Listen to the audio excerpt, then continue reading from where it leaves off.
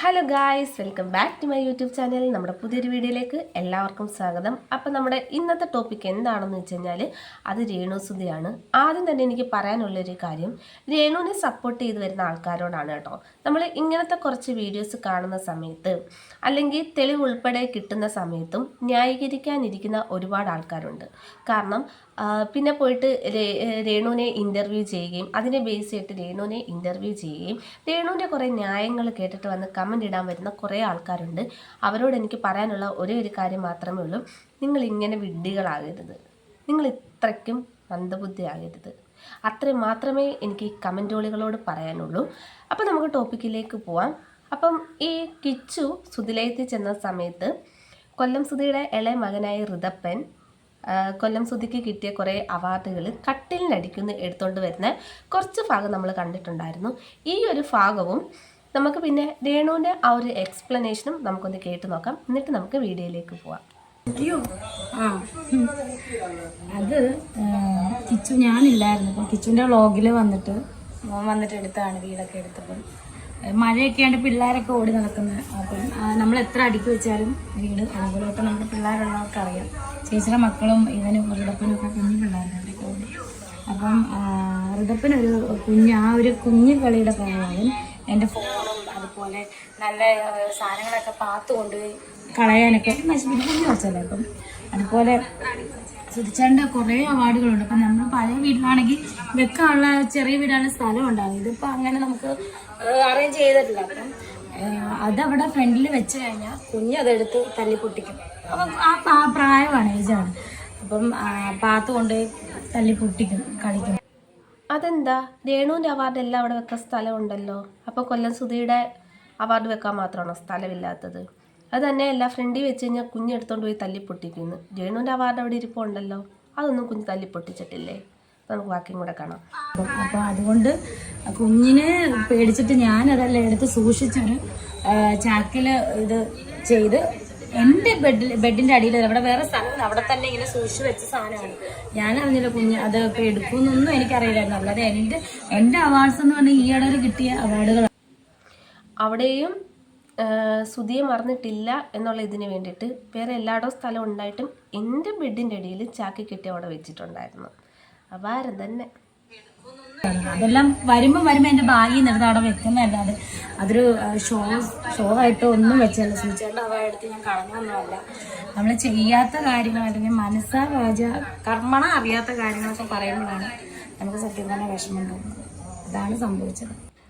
ആ ഒരു അവാർഡ് ആ ബെഡിൻ്റെ അടിക്കാണ് ഇരിക്കുന്നത് ആ കുട്ടിക്ക് അറിയാവുന്നത് കൊണ്ടാണല്ലോ അത് അങ്ങോട്ട് തന്നെ പോയി എടുത്തത്. അപ്പോൾ സൂക്ഷിച്ച് വെക്കുകയാണെന്നുണ്ടെങ്കിൽ ആ കുഞ്ഞിന് കൈ എത്താത്ത ഭാഗത്താണ് നമ്മളെല്ലാവരും അത് വെക്കുന്നത് അല്ലേ. നമ്മുടെ വീട്ടിലെയും പിള്ളേരുണ്ട്, ആ പിള്ളേർ എടുത്ത് നശിപ്പിക്കേണ്ടെന്നും പറഞ്ഞുകൊണ്ടുള്ള ഓരോ സാധനങ്ങളും നമ്മളെടുത്ത് വെക്കുന്നത് എവിടാ, അവർക്ക് കൈ എത്താത്ത ഭാഗത്തായിട്ടാണ് നമ്മളെടുത്ത് വെക്കുന്നത്. പക്ഷേ ഇതോ, അപ്പം അത് ഉറപ്പായിട്ട് നശിപ്പിച്ച് കളയാൻ വേണ്ടിയിട്ടല്ലേ ബെഡിൻ്റെ അടിക്ക് തന്നെ അതുകൊണ്ടുവന്ന് വെച്ചത്. രേണുസുധി ആ പറഞ്ഞതിനകത്തിൽ ഒരു ന്യായവും ഇല്ല.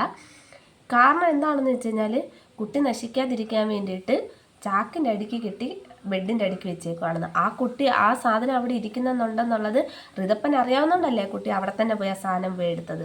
അതെങ്ങും തപ്പി നടന്നിട്ടില്ല. ഞാൻ ഒരു കാര്യം കാണിച്ചു തരാം എന്നും പറഞ്ഞിട്ട് വിളിച്ചുകൊണ്ട് പോയിട്ട് ഇത് അച്ഛന് കിട്ടിയ അവാർഡാണെന്നും പറഞ്ഞിട്ടാണ് ആ കുട്ടി അതെടുത്ത് വെച്ച് കാണിക്കുന്നത്. അതുപോലെ സുചേൻ്റെ ഫ്രണ്ടിലിരിക്കുന്ന ഫോട്ടോ ഒരു ദിവസം ഞാൻ വന്നപ്പോഴത്തേന് കുഞ്ഞ് ഋതപ്പൻ പിരികം വരച്ച് കണ്ണെഴുതി പൊട്ടുവിട്ട് വെച്ചേക്കുന്നത് സുചേട്ടൻ. അച്ഛനെ സുന്ദരനാക്കിയതാണ്. ഞാൻ മോനെ അങ്ങനെ ചെയ്യരുത്, പിന്നെ അതെല്ലാം ഞാൻ തുടച്ച് വൃത്തിയാക്കിച്ചു. അതാണ് കുഞ്ഞ്. നിങ്ങൾക്ക് കിട്ടിയ അവാർഡുകളെല്ലാം വരുമ്പം ബാഗിനകത്തുനിന്ന് എടുത്ത് അങ്ങോട്ട് വെക്കുന്നതേ ഉള്ളൂ. ഷോയ്ക്ക് വെച്ചതേ അല്ല. അത് നല്ല അടുക്കി പിറക്കി തന്നെയാണ് അവിടെ വെച്ചേക്കുന്നത്. എന്തുകൊണ്ട് അതും ആ കുട്ടി എടുത്ത് നശിപ്പിക്കും എന്നും പറഞ്ഞിട്ട് നിങ്ങൾ മാറ്റി വെച്ചില്ല? അപ്പം അത് നിങ്ങൾ ഷോയ്ക്ക് വെച്ചത് തന്നെയാണ് അല്ലേ. നിങ്ങൾക്കിപ്പോഴും നിങ്ങളെ അറിയപ്പെടുന്നത് കൊല്ലം സുധിയുടെ വൈഫ്. നിങ്ങൾ ഒരിക്കലും രേണു എന്നും പറഞ്ഞിട്ടല്ല ആരും വന്ന് ഇൻട്രൊഡ്യൂസ് ചെയ്യുന്നത് തന്നെ. നിങ്ങളോട് വന്ന് സംസാരിക്കുന്നതന്നെ രേണു സുധി.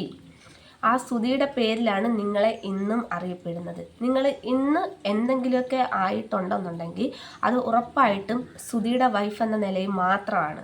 അപ്പം നിങ്ങൾ ആ ഒരു അവാർഡ് എടുത്ത് മാറ്റി വെച്ചത് തന്നെ സുധിയുമായിട്ടുള്ള ബന്ധത്തിൻ്റെ എന്തെങ്കിലും ഒരു ഭാഗം വെച്ചിട്ടായിരിക്കും. കാര്യം സുധി മരിച്ചു, ഇനി നിങ്ങൾക്ക് അവരോട് ബന്ധം കാണത്തില്ലായിരിക്കാം. പക്ഷേ മീഡിയാസിൻ്റെ മുന്നിലോ അല്ലെങ്കിൽ സോഷ്യൽ മീഡിയയിൽ സുധിയെ നിങ്ങൾക്ക് വലിച്ചു കീറാൻ പറ്റില്ല. അതുകൊണ്ടാണ് നിങ്ങൾ എപ്പോഴും ഒരു ന്യായീകരണമായിട്ട് വന്നിരിക്കുന്നത് തന്നെ. ഞങ്ങൾ അങ്ങനെയാണ്. പിന്നെ സൂചിന്റെ പെർഫ്യൂം ഞാൻ അവിടെ വെച്ച് കഴിഞ്ഞാൽ മോനതെടുത്ത് പൊട്ടിച്ചു കഴിഞ്ഞാൽ പിന്നെ അത് ഒരിക്കലും തിരിച്ചു കിട്ടാത്തതാണ്. ഞാൻ അങ്ങനെയുള്ള കാര്യങ്ങളൊക്കെയാണ് കുഞ്ഞിന്റെ കണ്ണിപ്പെടാതെ ഞാൻ അടുത്ത് സൂക്ഷിച്ചു വെക്കുന്നതാണ്.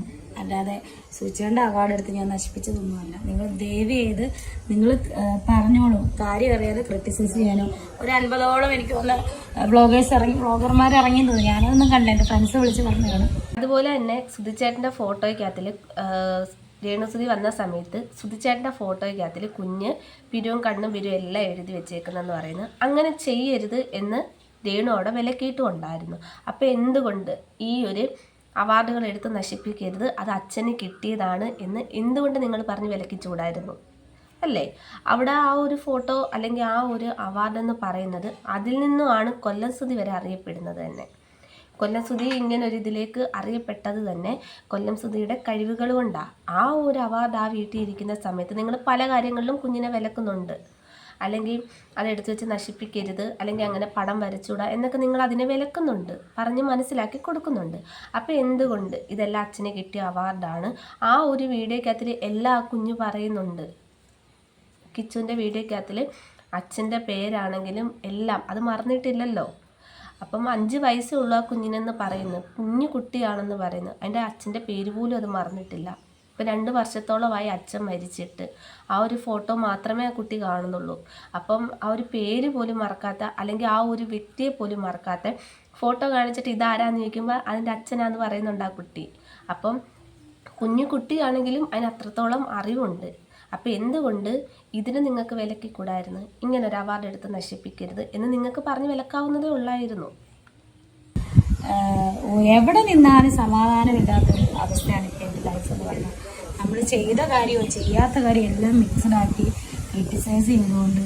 ഇപ്പം എൻ്റെ മൂത്ത മോൻ്റെ വ്ളോഗായിരുന്നു, അവന് പറഞ്ഞില്ല, അവൻ വ്ളോഗ് ചെയ്തു പാവം. അപ്പോൾ കുഞ്ഞ് പറഞ്ഞിട്ടില്ല, ഇളയത് പറഞ്ഞിട്ടില്ല. ഞാനത് സത്യം പറഞ്ഞാൽ തിരക്കാണ്ട് ഞാൻ കണ്ടില്ല, കണ്ടു നോക്കിയില്ല, കണ്ടവരാണ് പറഞ്ഞത്. അപ്പോൾ അതാണ്. അല്ലാതെ എൻ്റെ അവാർഡ് എടുത്ത് ഞാൻ മോളിൽ വെച്ചിട്ട് സൂചിച്ചേട്ടൻ്റെ അവാർഡ് എടുത്ത് ഞാൻ കളഞ്ഞവളല്ല രേണുസുതി. സൂചിച്ചേട്ടനെ കളഞ്ഞിട്ടില്ല, പിന്നെ ഞാൻ എങ്ങനെയാണ് സൂചിച്ചേട്ടൻ്റെ അവാർഡ് കളയുന്നത്?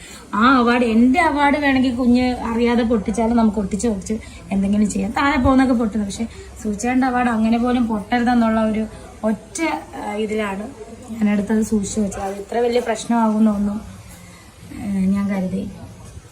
അതായത് ഒരു 50ഓളം വ്ളോഗേഴ്സ് ഇറങ്ങിയിട്ടുണ്ട് രേണുസുതിക്കെതിരെ സംസാരിക്കാൻ വേണ്ടിയിട്ട്.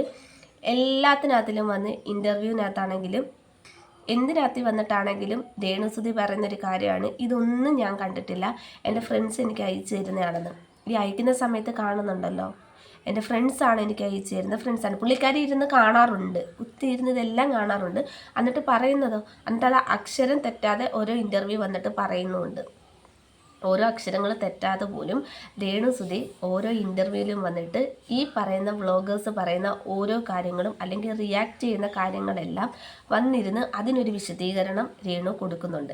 എന്നിട്ടുള്ളൊരു ഡയലോഗാണ്, ഇതൊന്നും ഞാൻ കാണുന്നില്ല, എൻ്റെ ഫ്രണ്ട്സ് എനിക്ക് അയച്ചു തരുന്നതാണെന്ന്. ഇതൊക്കെ കേട്ടോണ്ടിരിക്കുന്ന ഒരു പൊട്ടരാണോ? ശരിയാ, പൊട്ടരായിട്ടുള്ള ആൾക്കാരുണ്ട്, അവരാണ് ഇങ്ങനെ വന്ന് രേണുവിനെ സപ്പോർട്ട് ചെയ്തിട്ട് വന്ന് കമൻ്റ് ഇടുന്നത്. സുധിച്ചേട്ടനെ പോലും ഞാൻ കളഞ്ഞിട്ടില്ല എന്ന് പറയുന്ന രേണുവിനോട് സുധിച്ചേട്ടനെ ഓർക്കാൻ പോലും രേണുവിന് സമയമുണ്ടോ? എപ്പോൾ ചോദിച്ചാലും ബിസി ബിസി ബിസി, ഞാൻ അതിൻ്റെ തിരക്കായിരുന്നു, ഞാൻ ഇതിൻ്റെ തിരക്കായിരുന്നു. ആ ഒരു സുധിയെ ഓർക്കാൻ പോലും രേണുവിന് സമയമുണ്ടോ? ഉണ്ടോ? അത് തന്നെയല്ല, നിങ്ങളൊരു സെലിബ്രിറ്റി സ്ഥാനത്ത് നിൽക്കുന്ന ഒരു വ്യക്തിയാണ് രേണുസുതി. നിങ്ങൾ മൊത്തത്തിൽ ബിസിയാണ്. എപ്പോൾ ചോദിച്ചാലും ഞാൻ അതിൻ്റെ തിരക്കായിരുന്നു, ഇതിൻ്റെ തിരക്കായിരുന്നു, ശരിയായിരിക്കാം. പക്ഷേ നിങ്ങൾ സെലിബ്രിറ്റി സ്ഥാനത്ത് നിൽക്കുന്ന ഒരു വ്യക്തി, ഈ ഒരു ഫീൽഡിൽ നിൽക്കുന്ന ഒരു വ്യക്തി, എന്തുകൊണ്ട് നിങ്ങളുടെ വീടും പരിസരവും നിങ്ങൾ വൃത്തിയാക്കിയിടുന്നില്ല? ശരിയാണ്, കുഞ്ഞു കുട്ടികളുള്ള വീടാണ്. പക്ഷേ രേണു രാവിലെ പോയിട്ട് ആ കുട്ടിയോ അല്ലെങ്കിൽ ചേട്ടൻ്റെ മക്കളും മാത്രമല്ല വീട്ടിലുള്ള, രേണുവിൻ്റെ അമ്മയുണ്ട്, രേണുവിൻ്റെ ഫാമിലി ഫുൾ ആ വീട്ടിലുണ്ട്. അപ്പോൾ രേണു പോകുന്ന സമയത്ത് വീട് വൃത്തികേടാകുമ്പം അല്ലെങ്കിൽ കുഞ്ഞ് വൃത്തികേടാക്കുന്ന സമയത്ത് കുഞ്ഞിനെ പറഞ്ഞ് മനസ്സിലാക്കാം. അപ്പം പോകുന്ന സമയത്ത് ഈ വൃത്തികേടാക്കുന്ന സമയത്ത് വൃത്തിയാക്കിയിടാൻ അമ്മയുണ്ടല്ലോ, രേണുവിൻ്റെ അമ്മയുണ്ടല്ലോ. അപ്പം അതൊന്നുമില്ല, എല്ലാത്തിനും ഒരു ന്യായീകരണമായിട്ട് രേണുവിന് എപ്പോഴും അങ്ങനെ തന്നെയാണ്. എല്ലാത്തിനും ഒരു ന്യായം രേണുവിനുണ്ട്. അതുപോലെ തന്നെ കുറേ കമൻറ്റ് കണ്ടിട്ടുണ്ടായിരുന്നു, ഇത്രയും താഴ്മയായിട്ട് രേണു സംസാരിക്കുമെന്ന്. ശരിയാണ്, ഈ ഒരു ഇൻ്റർവ്യൂ സമയത്ത് രേണുവിൻ്റെ ഭാഗത്ത് മിസ്റ്റേക്ക് ഉണ്ടെന്ന് മനസ്സിലായതുകൊണ്ടായിരിക്കാം. മറ്റേത് കടിച്ചു കീറി സംസാരിക്കുന്ന രേണു ഇപ്പം എന്തോരം താഴ്മയായിട്ടാണ് സംസാരിക്കുന്നത്. ഈ പറയുന്ന കൊല്ലം സുധി എന്ന് പറയുന്ന വ്യക്തിയുടെ പേരിൽ തന്നെയാണ് നിങ്ങൾ ഇപ്പോഴും നിൽക്കുന്നത്. നിങ്ങൾക്ക് ബിഗ് ബോസിലൊക്കെ അവസരം കിട്ടിയിട്ടുണ്ടെങ്കിലും ഒരിക്കലും നിങ്ങളുടെ കഴിവ് കൊണ്ടല്ല. ചിലപ്പോൾ നിങ്ങളുടെ കഴിവ് ഇതിനകത്ത് ഉൾപ്പെടാം. പക്ഷേ നിങ്ങൾ ഇന്ന് ഈ ഒരു സ്ഥാനത്ത് നിൽക്കുന്നത് അത് ഉറപ്പായിട്ടും കൊല്ലം സുധിയുടെ പേരിലാണ്. നിങ്ങളെ അറിയപ്പെടുന്നത് പോലും കൊല്ലം സുധിയുടെ വൈഫ് എന്ന നിലയിലാണ് കേട്ടോ. അപ്പോൾ നിങ്ങൾ അത് മറക്കരുത്. കൊല്ലം സുധിക്ക് കിട്ടിയ ഓരോ അവാർഡുകളും നിങ്ങൾ മാറ്റി വെച്ചിട്ട് നിങ്ങളുടെ അവാർഡുകളെ നിങ്ങൾ എടുത്ത് വെക്കരുത്. രേണു പറയുന്നത് തന്നെ ആ ഒരു അവാർഡ് നശിപ്പിക്കാതിരിക്കാനാണ് കട്ടലിൻ്റെ അടിക്ക് കൊണ്ടുവച്ചേക്കുന്നത്. അതുകൊണ്ട് ആ കുട്ടി കണ്ടില്ല. കട്ടലിൻ്റെ അടിക്കാണ് ഈ അവാർഡ് ഇരിക്കുന്നതൊന്നും കണ്ടിട്ടില്ല. ആ കുട്ടി പോയത് എടുത്തിട്ട് കൂടിയില്ല കേട്ടോ. അപ്പം ന്യായീകരിക്കാൻ രേണുവിന് നല്ലതുപോലെ അറിയാം. അപ്പം വീണെടുത്ത് കിടന്നുരുളാതെ നിങ്ങൾ സത്യസന്ധമായിട്ട് കാര്യങ്ങൾ പറയുക, സത്യസന്ധമായിട്ട് കാര്യങ്ങൾ ചെയ്യുക. പിന്നെ രേണുവിൻ്റെ സപ്പോർട്ടേഴ്സിനോടും എനിക്ക് പറയാനുള്ള കാര്യങ്ങൾ ഞാൻ ആദ്യമേ പറഞ്ഞു, എന്നാലും ഞാൻ പറയാണ്, നിങ്ങൾ ഇതൊക്കെ കണ്ടിട്ട് വെറും വിഡ്ഢികളാകാതിരിക്കുക. അത്രയും മാത്രമേ എനിക്ക് പറയാനുള്ളൂ. അപ്പം അടുത്തൊരു വീഡിയോ ആയിട്ട് വരാം. ബൈ.